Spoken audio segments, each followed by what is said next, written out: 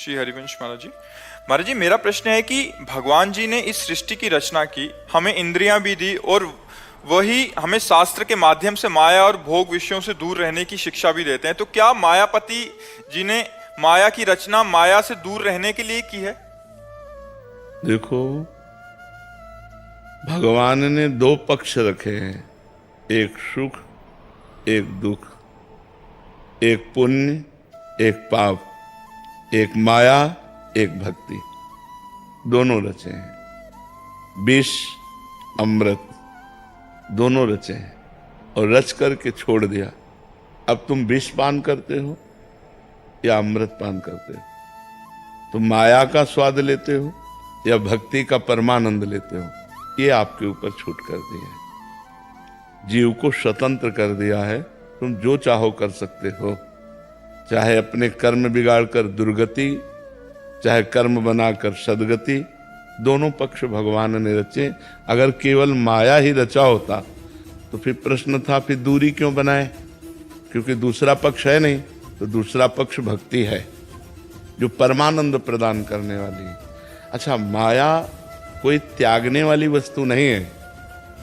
माया के कुप्रभाव से, माया में दो भी भाव है, एक अच्छा प्रभाव है और एक बुरा प्रभाव है। जैसे माया से रचित ये शरीर है, अब इस शरीर से हम सत्कर्म कर सकते हैं, तो माया का अच्छा प्रभाव हुआ कि नहीं? हमारी वाणी है, माया ही तो है। इससे हम मृदु बोलें, सत्य बोलें, हितकर बोलें, तो माया का सदुपयोग हुआ कि नहीं हुआ? अब हमारे पास सुंदर भोजन है, उस भोजन को भगवान को भोग लगाया, किसी भूखे को पवा दिया, हमने भी अपनी भूख मिटा दी, तो सदुपयोग है कि नहीं? अब हम भूख मिटाने के लिए दूसरे जीवों की हत्या करें, अब माया का दुरुपयोग हो रहा है, अब तुम्हारी दुर्गति होगी। हमारे पास इतने सुंदर सुंदर पेय पदार्थ हैं, सुगंधित, पौष्टिक, बुद्धिवर्धक, जरूरी मदिरा पियो? इतने सुंदर 56 भोग बनते हैं, जरूरी है तुम जीवों को काट करके उनका मांस खाओ? तो माया के दो पक्ष हैं, एक अच्छा और एक बुरा। तो बुरे पक्ष का त्याग करना। जैसे माया का पक्ष एक काम भोग है, अगर काम भोग हम अपनी पत्नी से करते हैं सही है, लेकिन दूसरे की स्त्री से करते हैं गलत है। अगर काम भोग ना हो तो संतान की उत्पत्ति ना हो, सृष्टि ना बढ़े। ये तो भगवान की द्वारा रचित है, कोई हमारा तुम्हारा रचित तो नहीं, लेकिन उसका सही दिशा में प्रयोग हो। अगर वो गलत दिशा, अब आप काम भोग पराई बेटी के साथ करें तो हमारा कानून भी आपको दंड देगा और भागवतिक कानून में भी पाप बन गया। और अगर अपनी पत्नी से करते तो धर्मयुक्त है। तो अगर हम विवेक और अध्यात्म शास्त्रों का स्वाध्याय करके ठीक से चलें तो माया कुछ ऐसा है नहीं जो बांधने वाली हो। माया तब बांधने वाली है जब हम माया का गलत प्रयोग करते हैं। तब बोले अरे भगवान की माया बड़ी विचित्र है, देखो उसकी दुर्गति हो गई। दुर्गति माया ने नहीं की, हमने गलत माया का प्रयोग किया। माया का मतलब ये रचना जितनी देख रहे हो, अब इस रचना में सही ढंग से चलो, आप गलत क्यों चलते हो? तुम्हारी बहन को कोई गलत दृष्टि से देखे तुम्हें बुरा लगेगा, तो तुम दूसरे की बहन को गलत दृष्टि से क्यों देखो?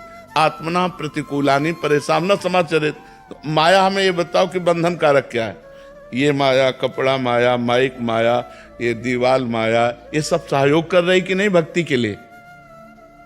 आप हमें विचार करके बताओ। अब इसी वाणी से हम गाली देने लगे, इसी शरीर से गंदे आचरण का, अब माया का दुरुपयोग। तो जब हम दुरुपयोग करते हैं माया का, जैसे पैसा है, पैसा से किसी गरीब की सेवा कर देना, भूखे को भोजन, वस्त्र नहीं तो वस्त्र दे देना, किसी बीमार की औषधि करा देना, 10-5 हजार लगा दीजिए। वही 10-5 हजार होटल में शराब और गंदे आचरण में लगा दिए, वो दुरुपयोग हो गया, ये सदुपयोग हो गया। माया का दुरुपयोग निषेध है, सदुपयोग करना चाहिए। आप हमें बताओ माया कहाँ बंधनकारक है? कब आपको आकर के माया ने पकड़ा? हमें बताओ ना, कहाँ क्या माया है? आपके विचार गलत, माया हावी। माया वाले भगवान के द्वारा रचित ब्रह्म, आपके विचार सही, माया माँ है, हमारा पोषण कर रही। खान पान, शरीर पोषण, अच्छे कर्म, सुख, आनंद, तो माया निषेध कहाँ है? निषेध है जब हम गलत करते हैं, तो हमें गलत का त्याग करना है। देखो लोगों की क्या है, इस समय जो बुद्धि है ना, वो केवल भौतिक जगत को देख रहे है, अध्यात्म की भावना में नहीं है। कोई बिरला ही अध्यात्म में चल पाता है। अब देखो भारत में कितने हैं, 1 अरब 30-40 करोड़ तो होंगे, 40 करोड़ तो होंगे।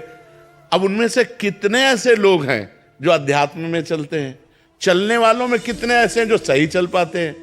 सही चलने वालों में कितने ऐसे हैं जो पहुंच पाते हैं? ये बड़ा कठिन भगवान का भी माया का चरित्र रचा हुआ है। हम इसी में राजी हैं। जैसे नाली का कीड़ा नाली में ही सुख का अनुभव करता है, उसे अमृत कुंड में डालो तो उसे पसंद नहीं आएगा। ऐसे जो गंदे आचरण कर रहे हैं ना, उनको सही बात उपदेश करो तो वो बुरा लगेगा, उनको बुरा लगेगा, उनको अच्छा नहीं लगेगा। जैसे आप सब बच्चे हो, अब आए हो तो सुधरने के लिए ना, तो हम कड़ुआ भी बोलेंगे। तुम गर्लफ्रेंड बॉयफ्रेंड बनाना बंद करो, तुम कोई नशा मत करो, अपने माता पिता की आज्ञा में रहो। अब इसी को तुम बुरा मानो तो फिर अगर संत जन तुम्हें नहीं उपदेश करेंगे तो शास्त्रों तक तुम्हारी पहुंच नहीं, तुम कैसे जानोगे कि अच्छाई क्या है और बुराई क्या है? नए बच्चे हो, संसार में आए हो, तुमको लग रहा है सुख चाहिए। अब सुख व्यसन में, व्यभिचार में, गंदे व्यवहार में, तो वही तुम्हें डिप्रेशन में ले जाएगा, वही तुम्हें सुस्त करने के लिए प्रेरित करेगा। ऐसी घटनाएं बन जाएंगी, वही तुम्हें नाना प्रकार के आचरणों में फंसाकर जेल पहुंचाएगा। तो संत और सदगुरुदेव और शास्त्र इनकी बातों का मनन करे तो माया है ही नहीं। मां माने नहीं या माने जो है नहीं, लेकिन अपना कमाल कर जाती है है नहीं पर कमाल कर जाती है, बड़े बड़ों को भ्रष्ट कर देती है। यह है भगवान की माया। है नहीं? आप बताओ माया कहाँ है? कोई बताओ माया कहाँ है? आप माया हो, अब माया है नहीं है ना? हमारा अलग नाम है, आपका अलग नाम है, हमारा अलग, आपका अलग स्वरूप है, तो माया क्या है?